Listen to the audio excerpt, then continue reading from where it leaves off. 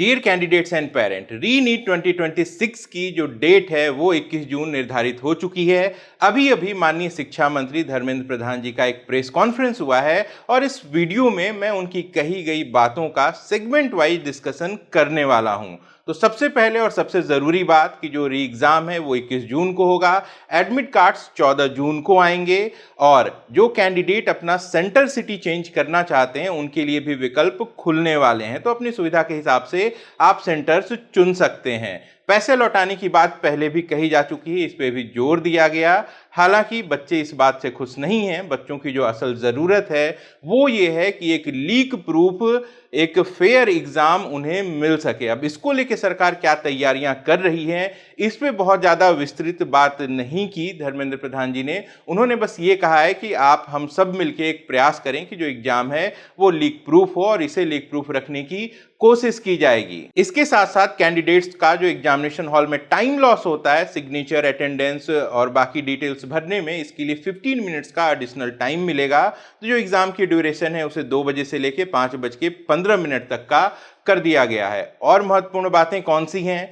धर्मेंद्र प्रधान जी ने एनटीए की प्रशंसा की इस बात को लेकर कि बहुत सारे एग्जाम कंडक्ट कराता है लेकिन फिर भी चूक हो जाती है। उन्होंने इस बात पे भी जोर दिया कि इस बार पेपर कैंसिलेशन को लेकर एनटीए ने तत्परता दिखाई। जो भी कंप्लेन आई थी उस पे एनटीए ने सूचित किया भारत सरकार को और एजेंसियों को। तो इसका क्रेडिट वो एनटीए को देना चाह रहे थे, लेकिन बातों बातों में ही और सवाल के जवाब देने के क्रम में उन्होंने इस बात को भी एक्सेप्ट किया कि हाँ, एनटीए में दिक्कतें भी हैं। तो बड़ी बात है ये। इसके साथ साथ 2 बार उन्होंने यह शब्द कहा कि सीबीआई इस बार सख्त कार्रवाई करेगी। हालांकि दूसरी बार जब उन्होंने इस बात को कहा तो वो थोड़े संभल गए और उन्होंने वहां पे एक लाइन ऐड कर दी कि पिछले बार भी कार्रवाई की थी। लेकिन वाकई में अगर कार्रवाई की गई होती तो फिर इस तरीके का पेपर लीक वो भी इतने बड़े पैमाने पे हमें देखने को नहीं मिला होता। एक सवाल का जवाब देते देते मंत्री जी ने यह भी कह दिया कि हमें पता है कि किस जिले में कौन से दलाल, कौन से फ्रॉड लोग बैठे हुए हैं। तो सवाल एक मंत्री जी से भी है कि अगर आपको पता है तो फिर आपकी एजेंसीज किस बात का इंतजार कर रही हैं। अपने एक स्टेटमेंट में उन्होंने कहा कि 2024 में जो भी दिक्कतें आई थीं उस पे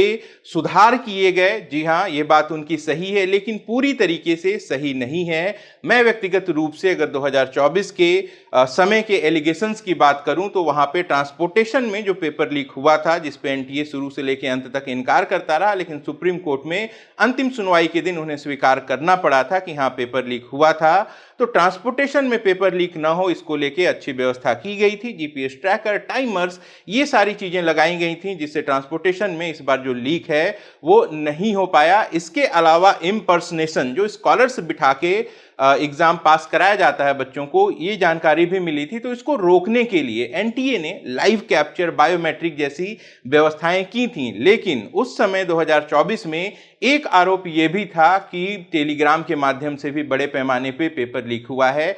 इसको लेकर ज्यादा प्रयास नहीं किए गए। 120 टेलीग्राम चैनलों को बंद करने का दावा जरूर था, लेकिन आप सबको पता है कि सोशल मीडिया पे ऐसे बहुत सारे चैनल्स आपको सजेशन में दिखते रहते हैं। एक पेरेंट ने मुझे अभी भी भेजा है कि नीट 2026 का जो पेपर है वो भी लीक होगा, ऐसा दावा करने वाला चैनल भी है, जिसकी शिकायत हमने एनटीए को कर दी है। खैर, 2024 में जब सब लोग पटना पेपर लीक पे बात कर रहे थे तब मैंने वहां पे एक बहुत यूनिक डेटा प्रेजेंटेशन देके ये बताया था कि डेटा में एबनॉर्मल इन्फ्लेशन है। ये डेटा सुप्रीम कोर्ट तक गया, वहां कमिटी भी बनी। बात जब सेंटर वाइज रिजल्ट देने पर आई और जब उसका डेटा एनालिसिस हमने किया तो सरकार के सामने सीकर मॉडल भी रखा, जहां के कैंडिडेट्स की जो परफॉर्मेंस है वो पूरे देश में 3 से 4 गुना ज्यादा हायर साइड में है। अफसोस की बात यह है कि इस एंगल पे कभी भी जांच नहीं की गई और अनफॉर्चुनेटली जो सीकर मेहनती बच्चों के लिए, अच्छे कोचिंग इंस्टीट्यूट के लिए जाना जाता है, 2026 में भी कई सारे आरोप हैं जो सीकर से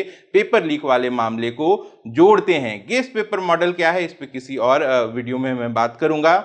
लेकिन एक बहुत महत्वपूर्ण बात आज शिक्षा मंत्री जी ने यह कही है कि 2027 से नीट एग्जाम को सीबीटी मोड यानी कि कंप्यूटर बेस्ड टेस्ट मोड में ले जाया जाएगा। ऐसा ही राधाकृष्णन कमेटी ने सजेस्ट भी किया था, लेकिन हम नहीं कर पाए थे। अब देखिए, यहाँ पे कई सारे सवाल अचानक से उठ खड़े होंगे और इस बात की भी संभावना बहुत ज्यादा है कि बहुत सारे बच्चे और बहुत सारी एजेंसीज इसके खिलाफ सुप्रीम कोर्ट में भी जाएंगी। क्यों कह रहा हूं ऐसा?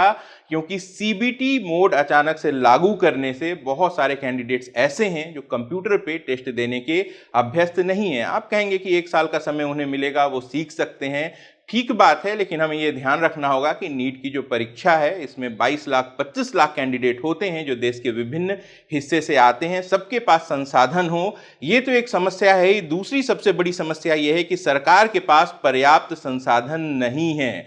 और जब पत्रकारों ने यह सवाल पूछा कि जब ऑफलाइन पेपर लीक हो रहा है तो क्या सीबीटी सुरक्षित होगा, इसमें मंत्री साहब का यह बयान था कि इस वाले मॉडल के अपेक्षा थोड़ा सेफ होगा। जी हां, शब्दों पे ध्यान दीजिएगा, वो खुद ये मान रहे हैं कि साइबर सिक्योरिटी भी एक बड़ा चैलेंज है, तो अभी जो भी मॉडल चल रहा है इससे थोड़ा सेफर साइड में सीबीटी हो सकता है। अब इसकी सबसे बड़ी समस्या क्या है, जो मैं 2024 में भी अपने वीडियो के माध्यम से और अपने सजेशन के माध्यम से जो मैंने सरकार को भेजा था, वो ये था कि गवर्नमेंट के पास इतना बड़ा इंफ्रास्ट्रक्चर नहीं है। अभी भी जेईई मेंस का जो एग्जाम है वो सीबीटी मोड में कंडक्ट कराया जा रहा है पिछले कुछ सालों से। अगर आंकड़ों की बात करें तो 2026 का जो सेशन 2 हुआ था जेईई मेंस का, इसमें लगभग 11,10,000 कैंडिडेट्स अपीयर हुए थे, लेकिन जो नंबर ऑफ सेंटर्स जहां नीट में 5500 से ज्यादा हैं, वो जेईई मेंस के मामले में जब ऑनलाइन सेंटर की हम बात करते हैं तो इनकी संख्या थी 584। जी हां,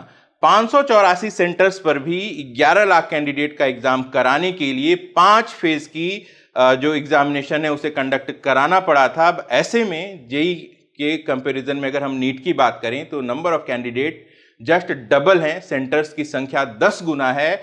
आप इतने सारे सेंटर्स कैसे क्रिएट करेंगे, इतने सारे कंप्यूटर्स कहां से अरेंज होंगे, और अगर आप इसे भी मल्टीपल फेज में करते हैं तो 10 से भी ज्यादा फेज में आपको एग्जाम कंडक्ट कराना होगा, और वहां पे एक बहुत बड़ा चैलेंज आएगा कि 10 क्वेश्चन पेपर के सेट का आप नॉर्मलाइजेशन किस तरीके से करेंगे, क्योंकि आप चाहे जो भी फॉर्मूला लगा लेंगे, बहुत सारे कैंडिडेट ऐसे होंगे जो इस बात का विरोध करेंगे कि फेज 1 वाला क्वेश्चन पेपर ज्यादा इजी था, हमें बहुत ज्यादा टफ मिल गया, या दूसरे बच्चे भी दूसरे वाले फेज से कंपेयर करके इस तरीके का जो दावा है वो पेश कर सकते हैं, और उनको संतुष्ट करना बहुत ज्यादा मुश्किल होगा। अगर आप गूगल करेंगे तो पाएंगे कि नीट पीजी में भी इस तरीके की नॉर्मलाइजेशन वाली दिक्कत आई थी, और जो मामला है वो सुप्रीम कोर्ट तक गया था और काफी लंबे समय तक लंबित रहा था। तो यहाँ पे तो 2 सवाल हैं कि पहले जब राधाकृष्णन कमेटी ने आपको सीबीटी मोड के लिए कहा तो 2024 से लेकर 26 तक आप इसे लागू नहीं कर पाए, और अब 26 से 27 में 1 साल में आप कह रहे हैं कि इसे लागू कर देंगे, तो इतना बड़ा जो रिक्वायर्ड इंफ्रास्ट्रक्चर है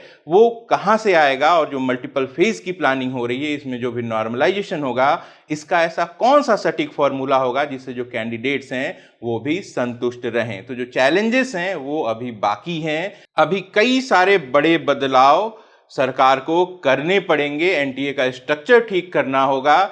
इस बार उन्होंने 2024 की जिन कमियों पे तैयारी करके उसे ठीक किया, जो फ्रॉड करने वाले लोग हैं इनसे 10 कदम आगे थे, उन्होंने क्वेश्चन पेपर प्रिंटिंग प्रेस या शायद उससे पहले ही लीक कर दिया, और अभी भी इसकी जांच करनी जरूरी है, क्योंकि एक हैंड रिटन गेस्ट पेपर की बात हो रही है, वहीं टेलीग्राम पे कुछ क्वेश्चन पेपर की फोटोज भी वायरल हैं, तो ये भी हो सकता है कि मल्टीपल लेवल पे जो क्वेश्चन पेपर है वो लीक हुआ हो। जब ये पूछा गया मंत्री जी से कि क्या 2025 में भी ऐसा हुआ था, ऐसे आरोप लग रहे हैं, तो उन्होंने कहा कि वो अफवाहों पे जवाब नहीं देंगे, लेकिन इस पे मेरी थ्योरी ये कहती है कि जब एक जैसा मॉडल 2024 में प्रेजेंट था और 2026 में प्रेजेंट था, तो 2025 बीच में है, यहां पे लीक नहीं हुआ होगा, इस बात से कतई इनकार नहीं किया जा सकता है। कुछ गिरफ्तारियां हुई हैं, आप सबको पता है कि जिस भी फैमिली में गिरफ्तारी हुई है वहां के 4-5 बच्चे पिछले साल भी गवर्नमेंट कॉलेजेस में सिलेक्ट हुए हैं।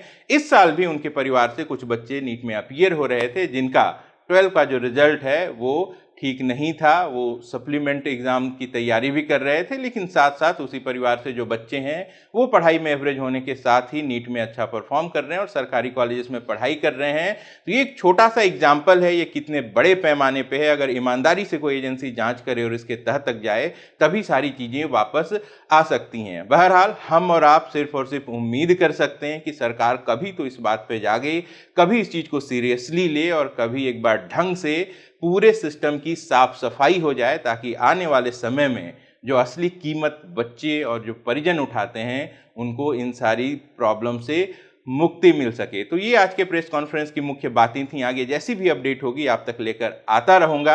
आप सबसे भी एक रिक्वेस्ट है कि मुझे कमेंट करके बताइए कि नीट की परीक्षा में ऐसे क्या सुधार करने चाहिए कि जो पेपर लीक है, जो अलग अलग सिस्टम है पेपर के लीक करने का, एग्जाम को खराब करने का, इसे कैसे रोका जा सकता है। जानकारी के लिए बता दूं कि 2024 में जब समिति बनी थी और उसने सुझाव मांगे थे तो हमने अपनी तरफ से उनको यह सुझाव दिया था कि ऑफलाइन लोकल प्रिंटिंग की व्यवस्था की जाए। वन टाइम एक्सपेंस है, लेकिन इससे नीट हो या फिर दूसरे कोई भी बड़े एग्जाम हो या फिर भर्ती परीक्षा हो, इन सब में उन प्रिंटर्स को काम में लाया जा सकता है। क्वेश्चन पेपर 2 घंटे पहले रिलीज हो, रैंडम सेट बना रहे, तो 2 घंटे के अंदर जो लीकेज हैं इनके चांसेस और जो इंपैक्ट हैं वो ऑलमोस्ट नील हो जाएंगे। हालांकि किसी ने भी इस पे ध्यान नहीं दिया, बट मेरे हिसाब से अभी भी ये सबसे सुटेबल सॉल्यूशन है। और इस पे जो वीडियो है वो हमारे चैनल पे मौजूद है, आप चाहें तो उसे जाके देख सकते हैं। हाँ, अपने विचार जरूर रखिएगा कि आप क्या सोचते हैं कि जो लीकेज है इसको किस तरीके से रोका जा सकता है। अपना और अपनों का खूब ख्याल रखिएगा। मैं जल्द मिलता हूं। नमस्कार, जय हिंद।